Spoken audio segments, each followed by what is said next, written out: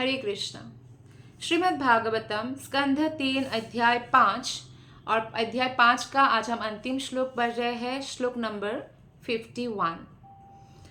ततो वयं मत्प्रमुखा यदर्थे बभूविमात्मन् करवाम किं ते त्वं नः स्वचक्षुः परिदेहि शक्त्या देवक्रियार्थे यदनुग्रहणम्। ततो वयं मत्प्रमुखा यदर्थे बभूविमात्मन् करवाम किं ते त्वं नः स्वचक्षुः परिदेहि शक्त्या देवक्रियार्थे यदनुग्रहणम्। अनुवाद और तात्पर्य शिला प्रभुपाद के द्वारा। शिला प्रभुपाद की जय। अनुवाद। हे परम प्रभु, महत्तत्व से प्रारंभ में उत्पन्न हुए हम सबों को अपना कृपा पूर्ण निर्देश दे कि हम किस तरह से कर्म करें। कृपया हमें अपना पूर्ण ज्ञान तथा शक्ति प्रदान करें, जिससे हम परवर्ती सृष्टि के विभिन्न विभागों में आपकी सेवा कर सकें। तो ये श्लोक बोल रहे हैं देवतागण भगवान श्री कृष्ण की स्तुति में और भगवान से प्रार्थना कर रहे हैं। भगवान को यहाँ पे बोला गया है परम प्रभु, क्योंकि वही सबसे श्रेष्ठ प्रभु है। ईश्वर बहुतों को कहा जाता है, लेकिन परम ईश्वर केवल कृष्ण को कहा जाता है। ईश्वर परम कृष्ण सच्चिदानंद विग्रह अनादिर आदि गोविंद सर्व कारण कारणम, ब्रह्म संहिता। तो ये भगवान से सारे देवतागण बोल रहे हैं कि अभी हमारी उत्पत्ति आपके कारण ही संभव हुआ है भगवान। तो अब आप हमें कृपा से परिपूर्ण निर्देश दे, अर्थात ऐसा निर्देश दे जिससे हमारा कल्याण हो, और ये बताइए, इसका बुद्धि दे, आदेश दे, गाइडेंस दे कि हम किस प्रकार से कर्म करें।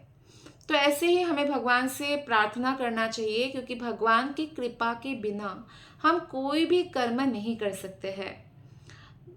जैसे कि अगर कोई भक्ति करना चाहते हैं तो भगवान की कृपा की आवश्यकता है, लेकिन अगर कोई भौतिक दृष्टि से भी कुछ करना चाहते हैं तो भी भगवान की कृपा की आवश्यकता है, भगवान की शक्ति की आवश्यकता है, भगवान के प्रकाश की आवश्यकता है। तो जैसे कोई कुम्हार है, वो मिट्टी का कोई बर्तन बना सकता है, लेकिन कुम्हार मिट्टी नहीं बना सकता। मिट्टी तो भगवान ने ही हमें दिया है। तो इस तरह से बहुत सारे सृष्टिकर्ता हो सकते हैं, लेकिन जो प्रधान सृष्टिकर्ता है वो भगवान है, क्योंकि देवता की बातों से यहाँ स्पष्ट हमें पता चलता है कि देवताओं की सृष्टि भी भगवान श्री कृष्ण से ही हुआ है। इसके पूर्ववर्ती जो श्लोका हमने पढ़ा था, श्लोक नंबर 50, उसमें स्पष्ट बताया गया है कि भगवान से प्राचीन कोई नहीं है, अर्थात भगवान से पहले कोई भी उपस्थित नहीं था और भगवान ने ही सबकी सृष्टि किया है। और भगवत गीता में भी भगवान कहते हैं अहम बीज प्रद पिता, मैं ही बीज प्रदान करने वाला सबके पिता हूँ। तो ये देवतागण भगवान के एडमिनिस्ट्रेटिव स्टफ है, भगवान के ही अंदर आता है जितने भी आध्यात्मिक जगत है, जितने भी भौतिक जगत है। और भौतिक जगत को सुचारू रूप से चलाने के लिए देवतागण भगवान के सहायक के रूप में कार्य करते हैं। देवतागणों को ही भगवान ने ऐसा पोस्ट क्यों दिया? क्योंकि देवतागण भगवान के भक्त हैं। भगवान के भक्त तो है, लेकिन उनको भौतिक जगत में भी कंट्रोल करने की इच्छा है, और इसी इच्छा के कारण वो फिर से भौतिक जगत में देवता के रूप में जन्म लेते हैं, लेकिन भगवान के ऑफिसर्स के रूप में। और इसलिए हमें देवताओं का कभी अनादर नहीं करना चाहिए। भगवत गीता में भगवान कहते भी हैं कि जैसे देवतागण हैं, वो हमें सूर्य देवता से हमें प्रकाश मिल रहा है, चंद्र देवता हमारे सब्जियों में स्वाद भर रहे हैं, वरुण देवता पानी के, इंद्र देवता बारिश के। तो ऐसे अलग अलग देवता का डिपार्टमेंट है, तो इसलिए मनुष्य लोक में हमें इतना फैसिलिटीज मिल रहा है। या तो हम डायरेक्ट भगवान श्री कृष्ण को भोग लगाए, अगर नहीं तो यज्ञ देवताओं की करें। तो इसीलिए कहा गया है जो अत्यंत बुद्धिमान व्यक्ति है वो कृष्ण को ही डायरेक्ट पूजा करते हैं, क्योंकि कृष्ण की पूजा करने से समस्त देवी देवताएं प्रसन्न हो जाते हैं, क्योंकि उनके भी बीजप्रद पिता भगवान स्वयं श्री कृष्ण है। और इसमें हमें जरा सी भी संदेह नहीं होना चाहिए। कई बार लोग बहुत डरते हैं कि हम अगर कृष्ण की पूजा करेंगे, शायद जिस देवता की हम पूजा कर रहे थे वो हमें पनिशमेंट देंगे। भला ऐसा कैसे हो सकता है? मान लीजिए आप महादेव की पूजा करते हैं और आपने कृष्ण भक्ति करना शुरू किया, हमें पता ही नहीं होता है कि महादेव की कृपा के बिना कोई कृष्ण भक्ति भला कैसे कर सकते हैं। आज अगर कोई कृष्ण भक्त है वो पूर्व जन्म में महादेव की भक्ति करके आए हैं, इसलिए उनको कृष्ण भक्ति प्राप्त हुआ है। देवी दुर्गा वो परम वैष्णवी है, तो शिव जी की पत्नी है। दोनों पति पत्नी जब भी बैठते हैं, बातें करते हैं, तो श्रीमद् भागवतम की कथा करते हैं भगवान शिव जी, और पार्वती जी उसको श्रवण करते हैं। इसका प्रमाण मिलता है जब तोता, जो राधा रानी का तोता है, वो कैलाश पर्वत में, क्योंकि भगवान छोड़ के गए थे उनको भौतिक जगत के कल्याण के लिए, तो कैलाश पर्वत जाते हैं और कैलाश पर्वत में वृक्ष के नीचे भगवान शंकर भगवत कथा कर रहे थे और पार्वती जी सुन रही थी, पर इतने में उनकी आंख लग जाती है, जिससे तोता थोड़ा सोचते हैं कि मैं कैसे श्रवण करूंगा अगर माता सो जाएंगी, तो वो माता की आवाज़ में ऐसे बोलते हैं। तो इससे बाद में शिव जी को बहुत क्रोध भी आता है, वो उनके पीछे भी त्रिशूल लेके जाता है, पर वो तोता व्यास देव की पत्नी जब उबासी ले रही थी तब उनके गर्भ में घुस जाते हैं और 14 वर्ष तक गर्भ में ही रहते हैं, जब तक भगवान श्री कृष्ण उनको आश्वासन नहीं देते कि आपको माया स्पर्श नहीं करेंगी, तभी वो बाहर आते हैं। और बाहर आते ही बालक बन जाता है, जितने वर्ष उन्होंने माता के गर्भ में बिताया।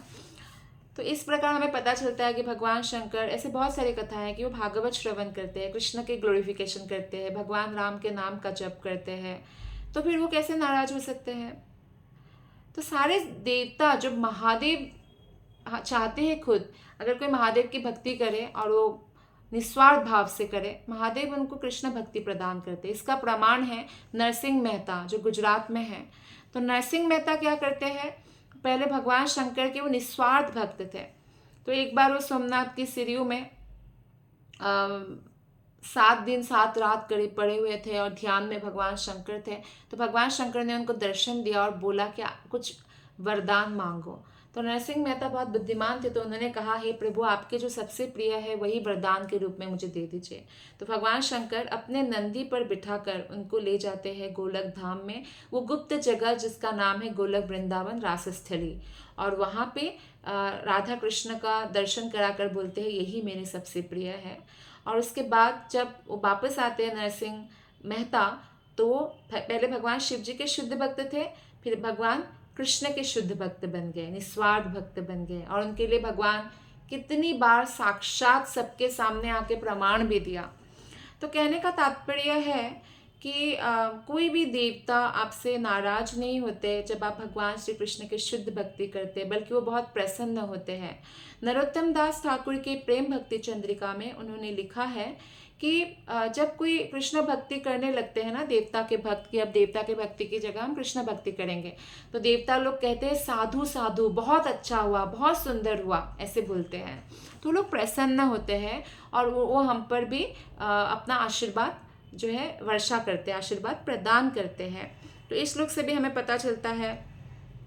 तो जो भी कार्य देवतागण भी करते हैं वो शक्ति किससे प्राप्त करते हैं? भगवान कृष्ण से प्राप्त करते हैं। तात्पर्य में श्रील प्रभुपाद जी बताते हैं, इन सारे कार्यों के पीछे एक देवी योजना रहती है। यह योजना है उन बद्ध जीवों को इंद्रिय तृप्ति का भोग करने का अवसर प्रदान करना जो उसका भोग करना चाहते हैं। तो बहुत सारे आत्माएं हैं, मैक्सिमम आत्माएं, 99% आत्माएं भौतिक भोग करना चाहते हैं, और भौतिक भोग जो करना चाहते हैं तो उनके लिए सुविधा प्रदान करने के लिए ही जो है इस जो हमारे भौतिक लोग हैं इसको बनाया गया है, और देवता लोग उसमें बहुत बड़ा कंट्रीब्यूशन प्रदान करते हैं। लेकिन सृष्टि के पीछे एक दूसरी योजना भी होती है। एक तो है कि जो बद्ध आत्मा है वो भौतिक भोग करना चाहते हैं, और भगवान जो है कभी भी स्वतंत्रता पर इंटरफेयर नहीं करते हैं। तो इसलिए दूसरी योजना भी रहती है, यह है कि जीवों को यह अनुभव करने में सहायता करना कि वे भगवान की दिव्य इंद्रिय तृप्ति के लिए उत्पन्न किए गए, ना कि खुद की इंद्रिय तृप्ति के लिए। यानी भगवान की सेवा करके उनको जितना आनंद मिलेगा, खुद की इंद्रिय तृप्ति करके उनको उतना आनंद नहीं मिलेगा। तो अगर ज़्यादा आनंद भोगना है तो इस रिलेशनशिप में आ जाए जो भगवान के साथ भक्त का रिलेशनशिप होता है। शुद्ध जीवों पर ऐसी मनोवृत्तियों ने किस तरह और कब अपना प्रभुत्व जमाया, इसकी विवेचना केवल एक तथ्य से की जा सकती है कि जीव तत्वों को अत्यल्प मात्रा में स्वतंत्रता प्राप्त है, और इस स्वतंत्रता का दुरुपयोग करके कुछ जीव इस दृश्य जगत में फंस गए हैं, जिनको कहा जाता है नित्यबद्ध। जब कोई बच्चा है और वो रोज स्कूल जाता है, बड़ा हो गया है, 11th-12th में है, स्कूल जाता है, माँ उसको रोज़ पॉकेट मनी देती है 100 रुपया कि तू अनार जूस पी लेना, जब लंच ब्रेक होगा कुछ खा लेना। लेकिन वो उसका क्या उपयोग करते हैं, सिगरेट, बीड़ी, गुटखा ये खाने में उसका उपयोग करते हैं। तो जब माँ को पता चलता है कि इसने दुरुपयोग किया तो उसको पनिशमेंट देंगी और कभी भी पैसा नहीं देंगे। तो इस तरह से भगवान ने हमें स्वतंत्रता प्रदान किया है, इच्छा करने की, इच्छा शक्ति, इच्छा करने की जो स्वतंत्रता है। लेकिन अगर हम वो इच्छा भगवान के धाम जाने के लिए ना करके, भगवान की भक्ति के लिए ना करके, भौतिक जगत के लिए करते हैं वो इच्छा, तो क्या होता है, तब हमारी इस स्वतंत्रता का दुरुपयोग होता है और हम इस जगत में फंस जाते हैं। जैसे जेल में फंस जाते हैं ना गलत काम करके, तो ऐसे इस स्वतंत्रता का दुरुपयोग करके हम नित्यबद्ध जीव बन जाते हैं। लेकिन ऐसी बात नहीं है कि नित्यबद्ध से आप नित्य मुक्त नहीं बन सकते हैं। कोई भी जीवात्मा को ये फैसिलिटी है, और भगवान बहुत दयालु है और उनको नित्य मुक्त भी कर सकते हैं भगवान अपनी कृपा से, जब वो एफर्ट करेंगे, भक्ति करेंगे तब। श्रील प्रभुपाद जी तात्पर्य में आगे बताते हैं कि वैदिक ज्ञान का विस्तार भी नित्यबद्धों को सुधरने का अवसर प्रदान करता है। ये जो वैदिक ज्ञान है, जो हम भागवतम पढ़ते हैं, श्रवण करते हैं, ये तो भगवान ने ही दिया है ना।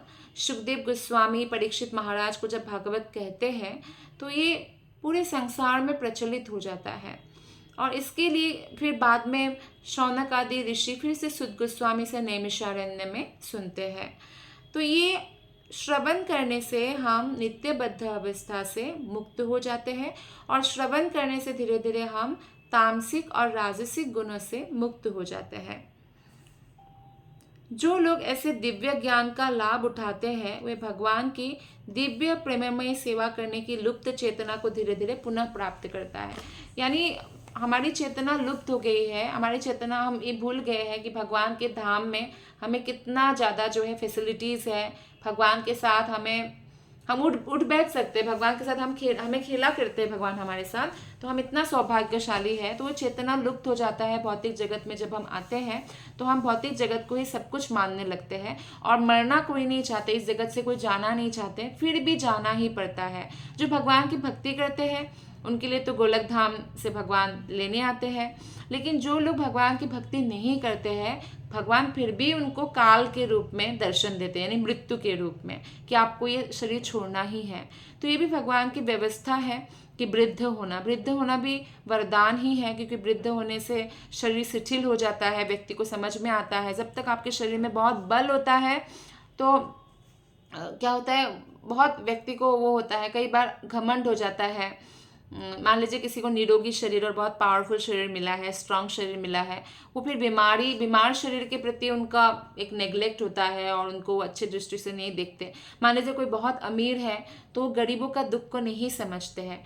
तो पावर और पोजीशन के साथ कंपेशन और काइंडनेस होना बहुत ज़रूरी है, यानी दया का भाव होना बहुत ज़रूरी है। आप देखिए भगवान रामचंद्र कितने पावरफुल थे, पर वो कितने दयालु थे, कितने सौम्य और सादा जीवन वो जी रहे थे। तो ऐसा जो है, ऐसा राजर्षियों के साथ होता है। जो राजा भक्त होते हैं और ऋषि का जीवन जीते हैं, जैसे कि युधिष्ठिर महाराज ने कभी कोई कंप्लेन नहीं किया। भक्त कभी भी किसी का क्रिटिसाइज करना, किसी बात का कंप्लेन करना, इन सब से दूर रहते हैं, क्योंकि इससे हमारा एनर्जी बहुत वेस्ट होता है और फिर हम भगवान के भक्ति से भटक कर कहीं और चले जाते हैं, भौतिक जगत में चले जाते हैं। तो इसलिए जो लोग इस दिव्य ज्ञान का लाभ उठाते हैं, भगवान के दिव्य ज्ञान का श्रवण करते हैं नियमित, और भगवान की सेवा करने की उनके हृदय में प्रवृत्ति तीव्र हो जाती है। देवतागण ऐसे बद्धात्मा है। यहाँ पे देखिए, देवतागणों को भी बद्धात्मा वर्ड यूज किया, बद्ध आत्मा क्यों यूज किया? क्योंकि बहुत लोग सोचते हैं हमें स्वर्ग जाना है, स्वर्ग जाने से हमारी मुक्ति हो जाएगी, लेकिन स्वर्ग जाने से जन्म मृत्यु के चक्र से मुक्ति नहीं होती है, क्योंकि स्वर्गलोक भी भौतिक जगत में है। इसलिए तो अगर हमें जाना ही है तो हमें भगवत धाम जाने के लिए प्रार्थना करना चाहिए, गोलक धाम जाने के लिए प्रार्थना करना चाहिए। तो देवता और हम में क्या डिफरेंस है? हम भी आत्मा है, देवता भी जीवात्मा है। हम भी भगवान के अंश हैं, देवतागण भी भगवान के अंश हैं। लेकिन जैसे एक साधारण मनुष्य है और प्राइम मिनिस्टर है, दोनों ही मनुष्य है, पर दोनों में काफ़ी अंतर है। प्राइम मिनिस्टर के पास फुल पावर है, वो रातों रात डिसीजन ले सकते हैं और लोगों को उसको फॉलो भी करना पड़ेगा, लेकिन हम ऐसा नहीं कर सकते। ठीक उसी प्रकार से देवतागण भी आत्मा है, हमारी तरह ही आत्मा है, हम भी है, पर हम इतने पावरफुल नहीं हैं। देवतागण को भगवान ने अलग अलग डिपार्टमेंट दे रखा है, ताकि वो मनुष्य लोक में जो भी है, बाकी के नीचे के लोक में, तो उसका ध्यान रखें, और इससे उनको भी भगवान से शक्ति और कृपा प्राप्त होता है। लेकिन अगर किसी देवता ने भगवान की सेवा के प्रति शुद्ध चेतना को विकसित कर लिया, जैसे किसी भी जीवात्मा की बात करते हैं, पहले जीवात्मा में भगवान के प्रति शुद्ध चेतना को जागृत कर लिया, वो भक्ति कर रहे हैं, लेकिन उस जीवात्मा को साथ ही साथ भौतिक भोग की भी इच्छा है, या भौतिक जगत में भी अपना प्रभुत्व जताना चाहते हैं, तो इससे क्या होगा? वो देवता का शरीर प्राप्त करेगा। इसलिए श्रील प्रभुपाद ने बोला है कि बहुत सारे भक्त देवता का शरीर प्राप्त करते हैं, क्योंकि उनके हृदय में भौतिक इच्छा रह जाती है। शुद्ध भक्ति की ओर तो वो आकर्षित होते हैं और कृष्ण की ही केवल भक्ति करते हैं। शुद्ध भक्ति मतलब केवल कृष्ण, अन्य नहीं। अनन्य भक्ति, अन्य नहीं, केवल कृष्ण, तो उसको बोलते हैं अनन्य या शुद्ध भक्ति। तो देवता वही बनते हैं जो जीवात्मा ऐसा शुद्ध चेतना तो डेवलप करते हैं, लेकिन साथ ही साथ उनके हृदय में कुछ भौतिक इच्छा रह जाती है, तब उनको क्या होता है? फिर देवता बनते हैं। हालांकि वो नरक, कम से कम नरक तो नहीं जाते हैं ना, अन्यथा वो प्रभुपाद अगर हमें ये ट्रेनिंग नहीं देते तो बहुत लोग, कितने लोग नरक चले जाते हैं। अभी पूरे विश्व में ये आंदोलन है, पूरे विश्व में इस्कॉन मंदिर है, जहाँ पे ट्रेनिंग सेंटर है कि हम किस तरह से भगवान की भक्ति कर सकते, भगवान को प्रसन्न कर सकते हैं। तो देवतागण बद्ध जीवों के विश्वस्त नेता है। तो देवतागण हमारे नेता है एक्चुअली, सारे बद्ध आत्माओं का। जिस तरह सरकारी कारागारों के कुछ पुराने बंदियों को कारागार के प्रबंध का उत्तरदायित्व पूर्ण कार्य सौंप दिया जाता है, उसी तरह देवतागण सुधरे हुए बद्ध जीव है, जो भौतिक सृष्टि में श्री भगवान के प्रतिनिधियों के रूप में कार्य करते हैं। भगवान के प्रतिनिधि होते हैं देवतागण, इसलिए हमें कभी उनका अनादर नहीं करना चाहिए। तो यहाँ पे बहुत सुंदर एनालॉजी श्रील प्रभुपाद देते हैं। श्रील प्रभुपाद कहते हैं कि जिस तरह से कोई कारागार है, जेल है, उसमें सुधरे हुए भी बहुत सारे कैदी होते हैं, तो उनको क्या करते हैं? उनको मैनेजमेंट का जो है रोल दे दिया जाता है। ठीक उसी प्रकार से देवतागण भी हमारी तरह आत्मा है, बद्ध आत्मा है, लेकिन क्योंकि उन्होंने भगवान कृष्ण की भक्ति किया है, शुद्ध चेतना जागृत कर लिया है, तो भौतिक इच्छा भले ही रह गया हो, लेकिन उनको मैनेजमेंट यानी हमारे नेता बना देते हैं भगवान। ऐसे देवतागण भौतिक जगत में भगवान के भक्त होते हैं, और जब वे भौतिक शक्ति पर प्रभुत्व जताने की जो भौतिक इच्छा है उससे मुक्त हो जाते हैं, तब वे शुद्ध भक्त बन जाते हैं और वो चले जाते हैं भगवान के धाम, यानी तो भक्ति डेवलप करते हो, भक्ति करने लग जाते हैं। तो कहने का तात्पर्य है कि ऐसा नहीं है कि केवल मनुष्य लोक ही मनुष्य लोक में ही आकर उनको जाना पड़ेगा भगवत धाम, ऐसा नहीं है। कोई देवता बनकर भी, अगर देवता के शरीर में भी अगर उन्होंने शुद्ध भक्ति डेवलप कर लिया, तो वो भगवत धाम चले जा सकते हैं। जैसे ब्रह्मा जी है, ब्रह्मा जी भी हमारी तरह जीवात्मा ही है, लेकिन ब्रह्मा जी का ये डिफरेंस है कि ब्रह्मा जी निरंतर भगवान के ध्यान में रहते हैं। भगवान ने उनको इतना पावरफुल, सबसे पहला जो पावरफुल व्यक्ति है ब्रह्मांड में वो ब्रह्मा जी है। वो भगवान के नाभि कमल से जन्म हुआ, भगवान का संतान, डायरेक्ट पुत्र है वो। हम भी है, लेकिन वो डायरेक्ट पुत्र है, नाभि कमल से उत्पत्ति हुआ है। तो ब्रह्मा जी का जब आयु काल समाप्त होता है, उनका 100 साल बहुत बड़ा होता है। उनका एक दिन यानी 12 घंटा, सतयुग, त्रेतायुग, द्वापर युग, कलयुग अगर 1000 बार जब घूमता है तो वो होता है उनका 12 घंटा, और 1000 बार घूमता है तो होता है 24 घंटा। तो कितना बड़ा, 100 साल ऐसे जीते हैं।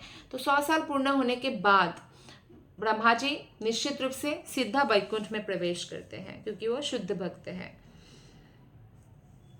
इसलिए जो भी जीव भौतिक जगत में कोई पद चाहता है, मान लीजिए किसी को पोजीशन चाहिए, पावर चाहिए, वो भगवान की सेवा में ऐसी इच्छा प्रकट कर सकता है और ईश्वर से बुद्धि मांग सकता है।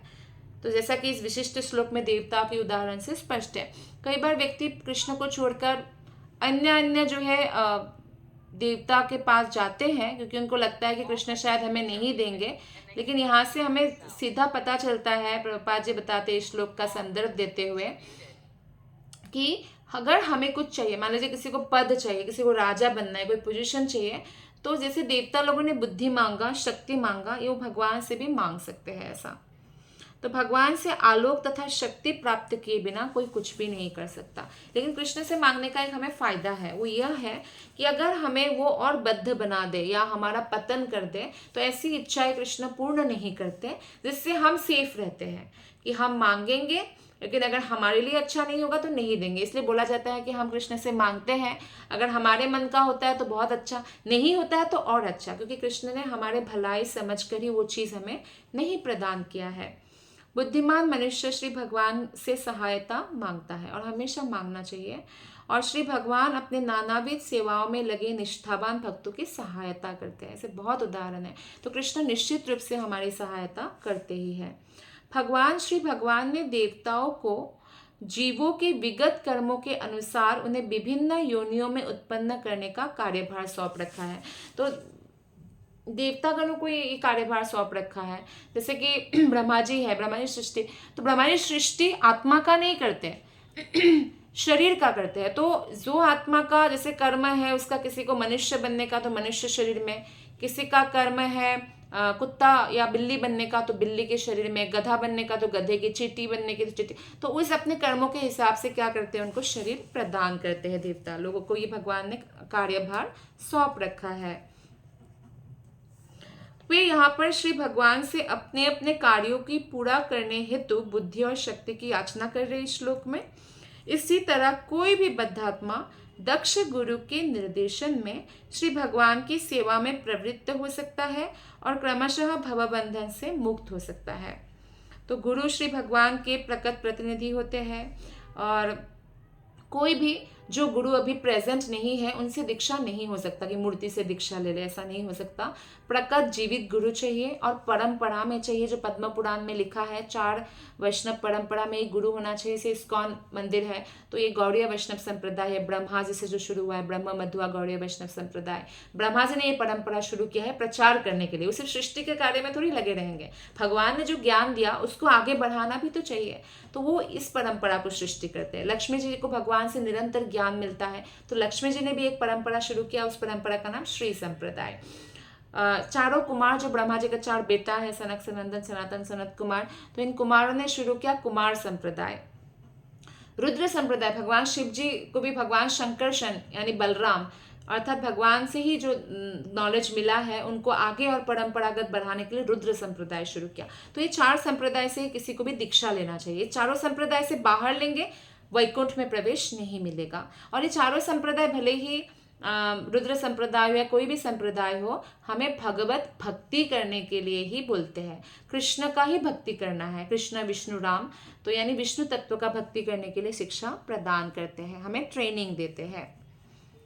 तो इसलिए जो कोई भी अपने आप को गुरु के निर्देशन के अनुसार कार्य करते हैं वो बुद्धि योग के अनुसार कार्य करता हुआ माना जाता है। जैसा कि भागवत गीता में बताया गया है कि ये सेकंड जो चैप्टर है भागवत गीता के, उसमें 41 श्लोक में बताया गया है। भगवान कृष्ण कहते हैं, व्यवसायत्मिका बुद्धि एकेहा कुरु नंदन बहुशाखा ह्यनंताच्च बुद्धायो व्यवसायिनाम्।